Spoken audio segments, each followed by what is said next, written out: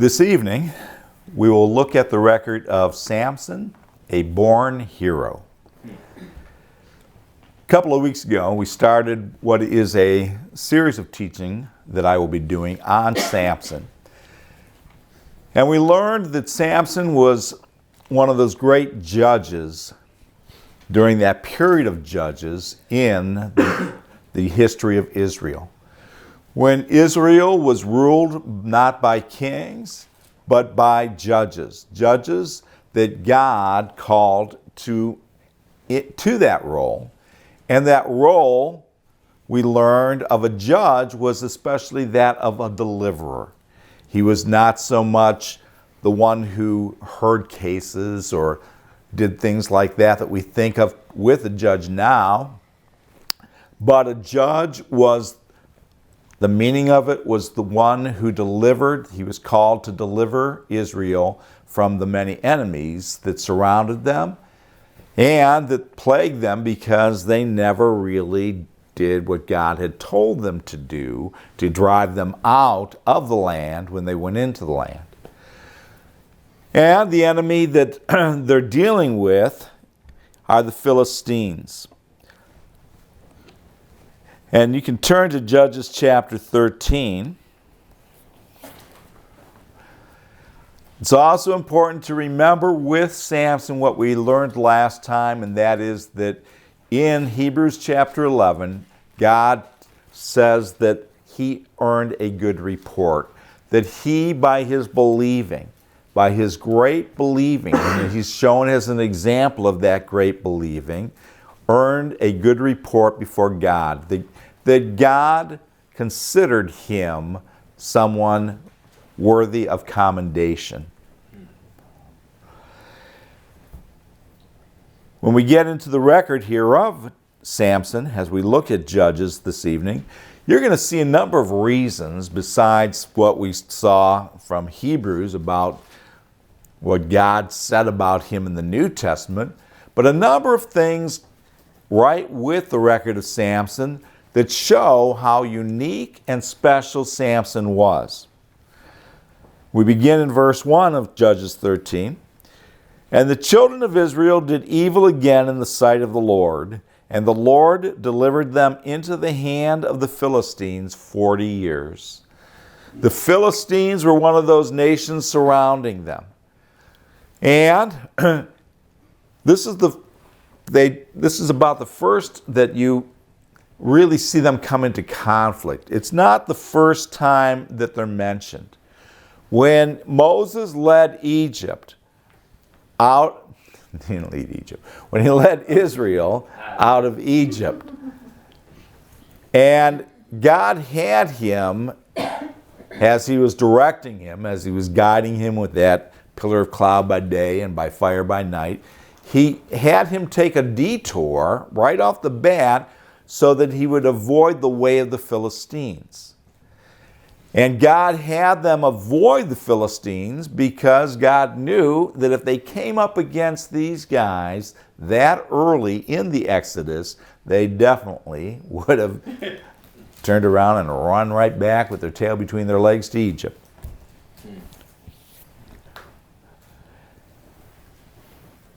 The Philistines for a while don't really plague them. But by this time, they have waged war against them, defeated them, and now are occupying their land. Just like at the time of Christ, the Romans did. And in between that time, you had others like, Alexander the Great, the Ptolemies, all of those guys.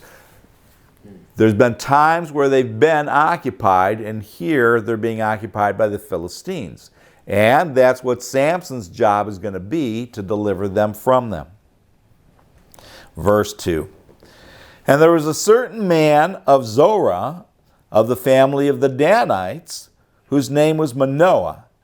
And his wife was barren and bare not. So this man who belongs to the family of the Danites, and he has this wife who has not been able to have a child.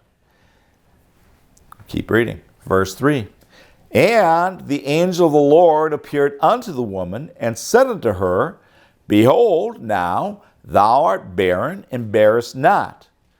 But thou shalt conceive, and bear a son.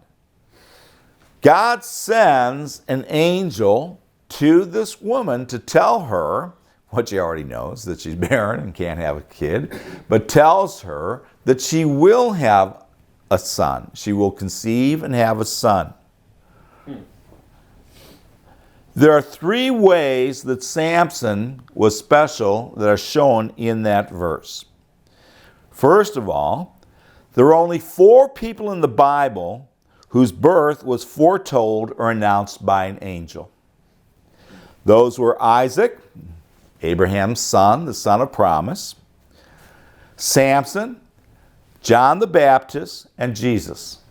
Only those 4 had their birth announced by an angel. The second way that Samson's shown to be special in that verse is among men who are notably called by God, there are only 5 who were born to women that were once barren. Isaac, Jacob, Samson, Samuel, and John the Baptist. You see, these are all pretty familiar, significant names, right? And in the third place, there are only 4 men in the Bible dedicated in the sense of being consecrated to God at the time of their birth.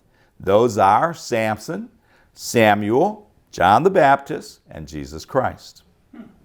So Samson is in pretty good company there, isn't he? Yes. Yeah.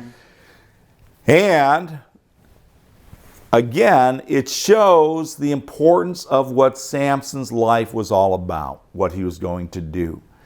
How significant he was and his ministry or mission was that God gave him, that God goes to this woman and has an angel announce to her that she's going to have a son, and that this son, again, is called, dedicated, well, we'll get into that more, from the time of his birth. Well, that's what it tells us in the next verse, the actual having him dedicated. Verse 4. Now therefore beware, I pray thee, and drink not wine nor strong drink, and eat not any unclean thing. For lo, thou shalt conceive and bear a son, and no razor shall come on his head, for the child shall be a Nazirite unto God from the womb. And he shall begin to deliver Israel out of the hand of the Philistines.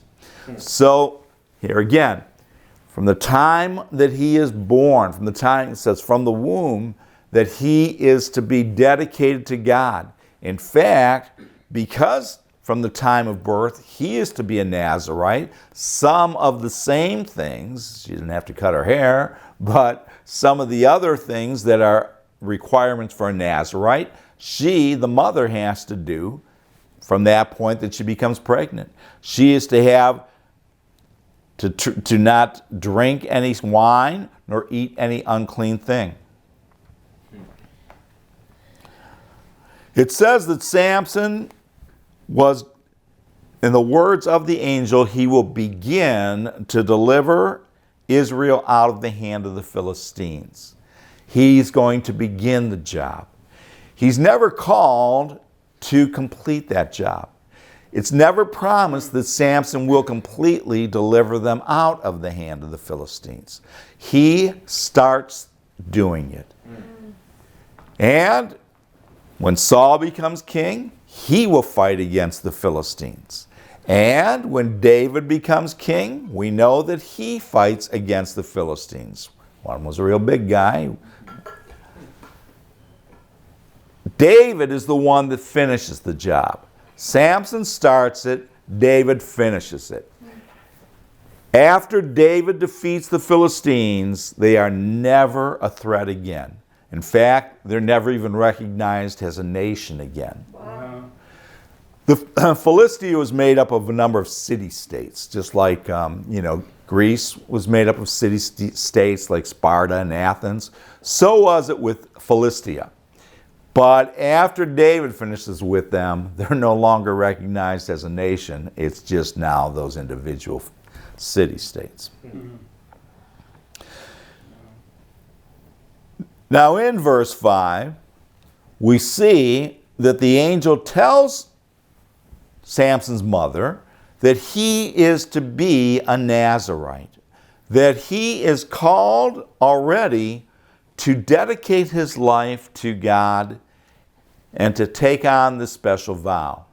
And it's important to understand just what a Nazirite was and what the specifics of that vow were. The vow of the Nazirite is described in the Old Testament law, and you can keep a marker, finger, something where you are, but go to Numbers chapter 6. It was part of the law. It wasn't a part of the law that somebody had to take this vow, but what this vow was, what it meant, and what was required if you took the vow of a Nazirite is all detailed in the law. In Numbers chapter 6, verse 1.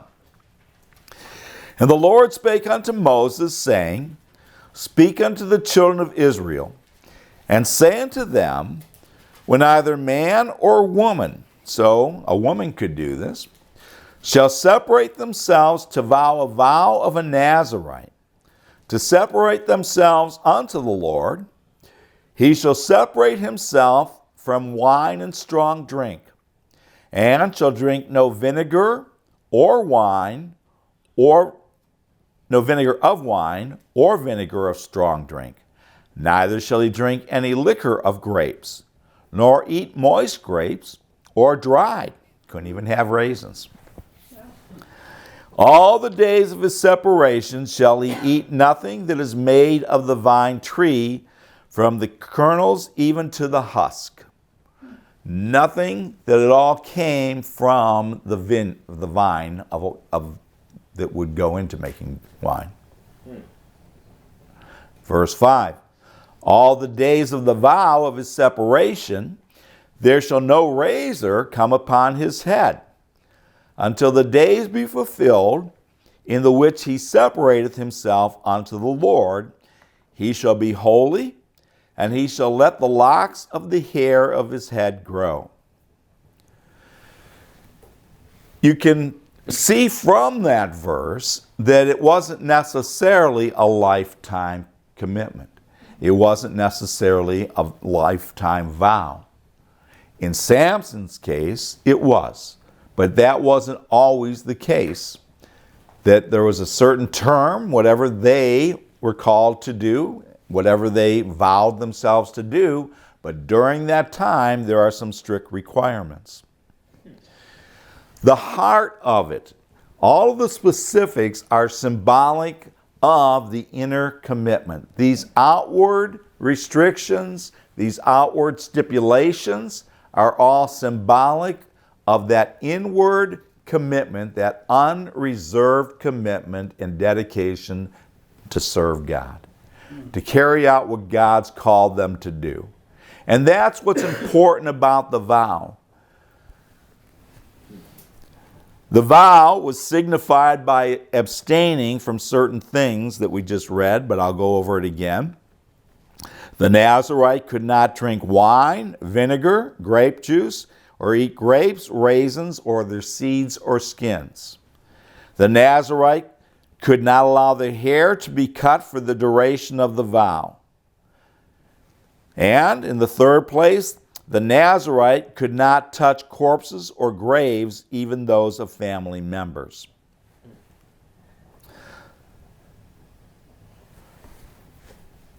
You know, when you think of the vow of a Nazirite and how it had certain restrictions, it reminds me a little bit of other religious vows that have different groups, different people have taken over the course of history.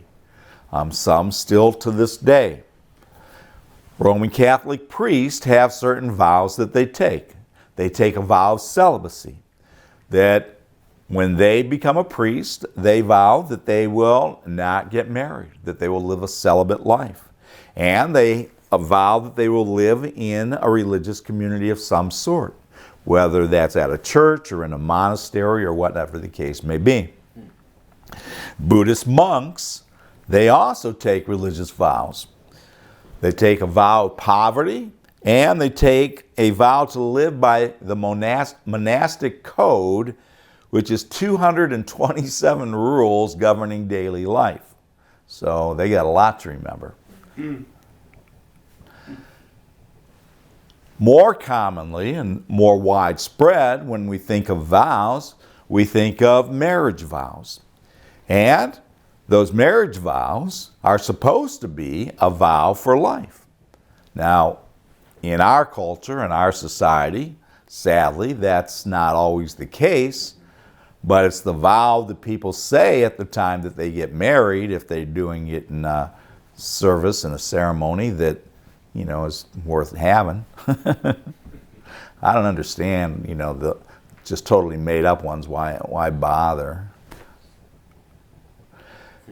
Also, people take vows like an oath of office, or when they swear to tell the truth, the whole truth, and nothing but the truth, so help them God. So there's certain vows or oaths that people take. You know, it's difficult in our culture for people to really fully appreciate the concept of the vow that Samson was taking, the seriousness of it to him, the seriousness of what he was doing with that vow, because it has become so eroded.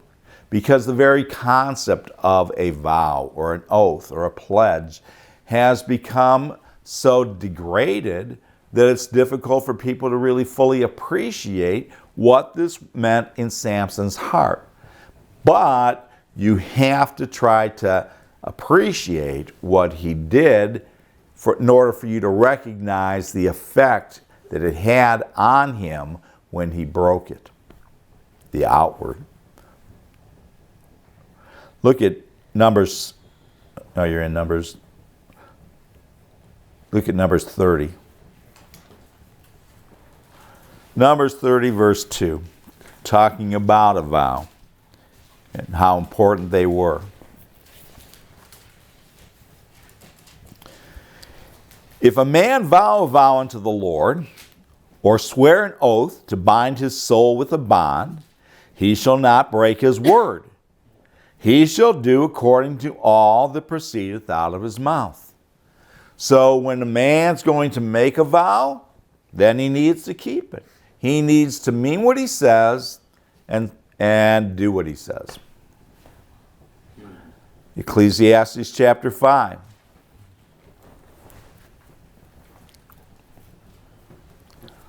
Verse 1. Keep thy foot when thou goest to the house of God. Keep thy foot means watch the way that you're walking. And be more ready to hear than to give the sacrifice of fools. You know what the sacrifice of fools is? Just the words that pour out of your mouth. And that sacrifice of fools is more specified in the following verses.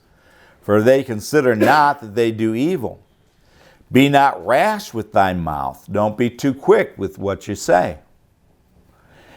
And let not thine heart be hasty to utter anything before God. For God is in heaven, and thou upon earth. Therefore, let thy words be few. Doesn't mean that you can't talk. It means you think about what you're going to say.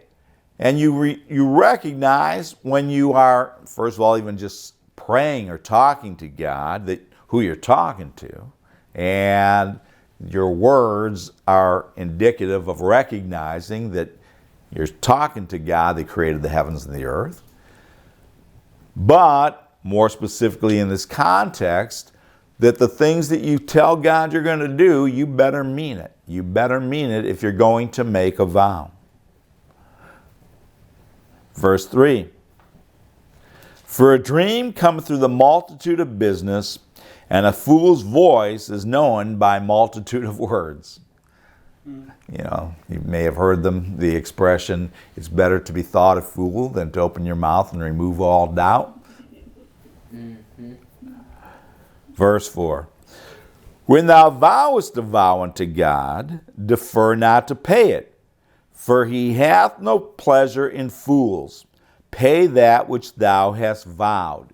If you're going to make a vow, then you better be willing to pay it. You better think about it and do it.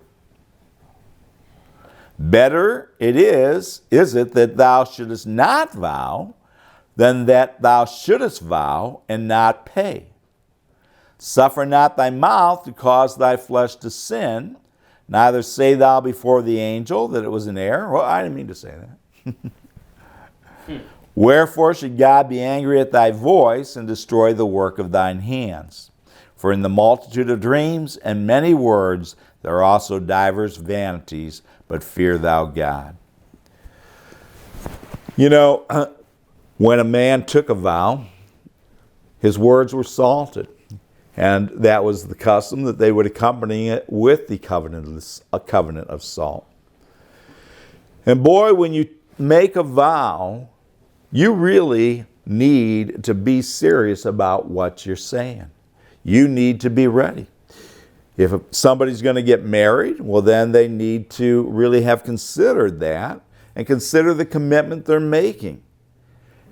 And when they make the vow and they say they're going to be with this person through sickness and health, through good times, bad, all of that stuff, they need to mean it. You're better off not making a vow than breaking it. You know, they don't really do anything if you do break that vow. I mean, except, I suppose, some cases, you know, rare cases now, you pay alimony or something. But think about the courtroom one, right? You vow, you swear to tell the truth, the whole truth, and nothing but it. And if they find out you lied, they call that perjury, and that's a very serious offense. You can go to jail for quite some time, depending on the circumstance of, you know, what your perjury, how it affected things. So, again, this all goes back to the law and God making the point back then what a vow was all about. Well, back to Judges 13.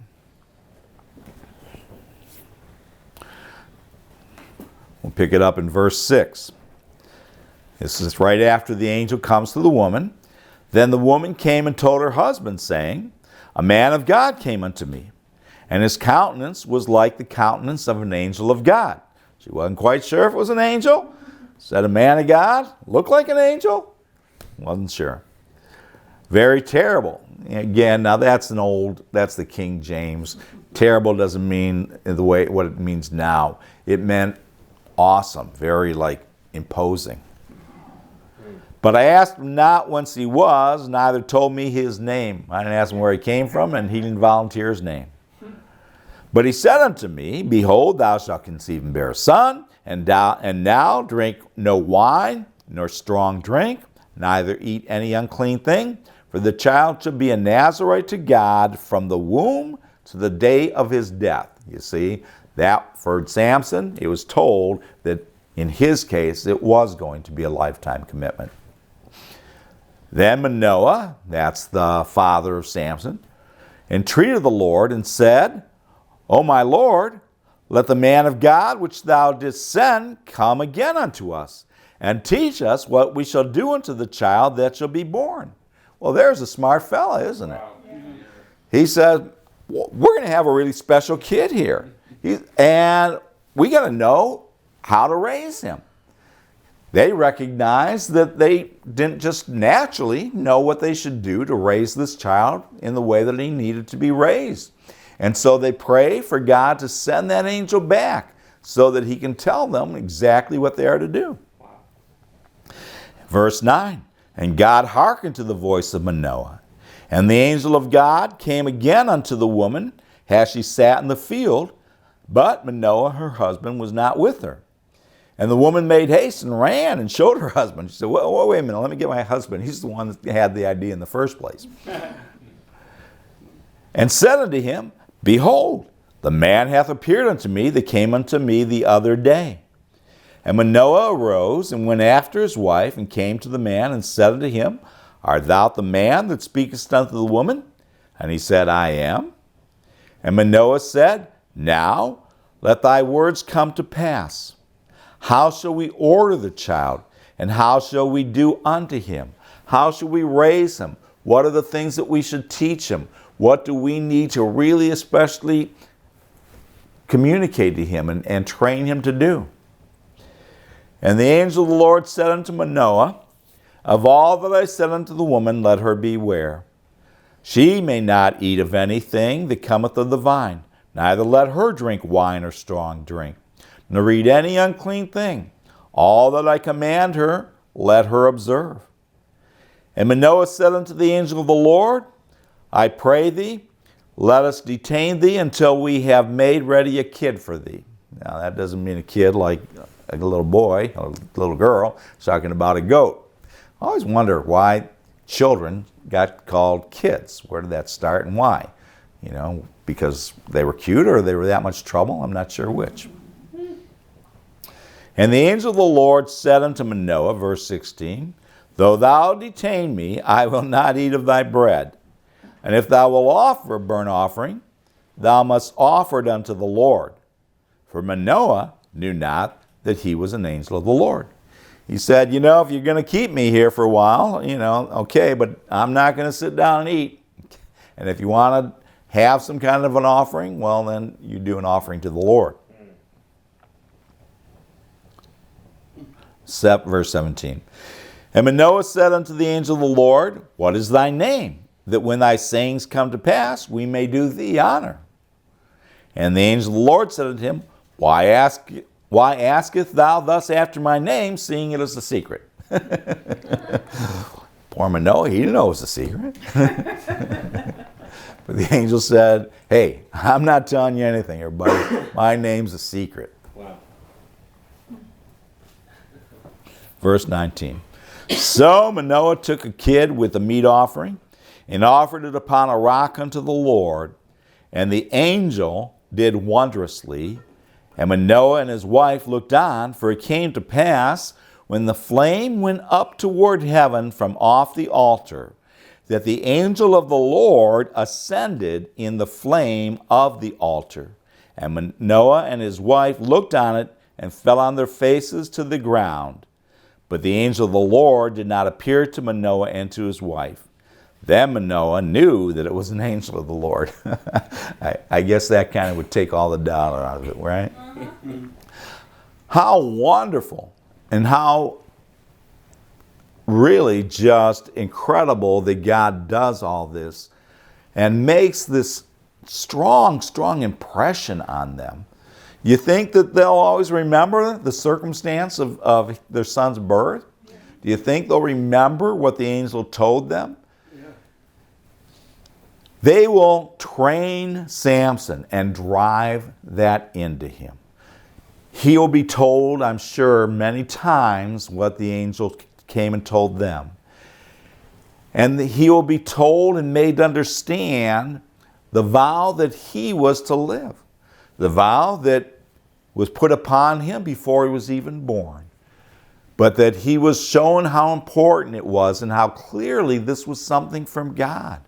That this was not just something his parents came up with.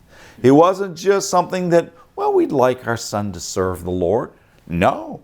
That God called him, and he did it by way of an angel in this very phenomenal way.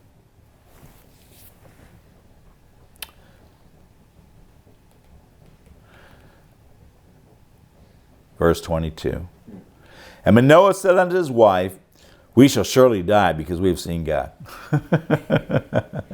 So it's always kind of funny how often people think that when they see an angel. Verse 23. But his wife said unto him, If the Lord were pleased to kill us, he would not have received a burnt offering and a meat offering at our hands. Neither would he have showed us all these things, nor would has at this time have told such things as these. She's a smart woman, isn't she? Yeah. And the woman bare a son and called his name Samson. And the child grew, and the Lord blessed him. So they have this son, and they name him Samson. And it says that as that child grew, the Lord blessed him. The Lord blessed him. I don't know in what ways. I don't know all the things that God did for that child as he was growing up. But I know that it's always a two-way street. That when somebody serves God, when God calls someone to do things, that God blesses them back. God is always faithful. And God prepared him and had to have done things so that Samson was trained and prepared for what he was going to have to face as a man.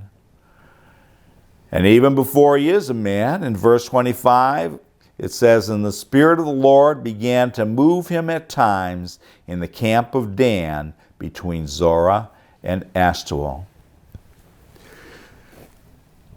Boy, what a key verse that is. That the Spirit of the Lord began to move Samson. It is the Spirit of the Lord that is going to be moving Samson again and again throughout the record of Samson's life. It is the Spirit of the Lord that inspires him to do things that to other people just seem crazy. But it is the Spirit of the Lord, and again, as we get into the record next time I teach in a couple of weeks, remember that and look to see how God is working and what he does so that Samson can deliver them out of the hand of the Philistines. God bless.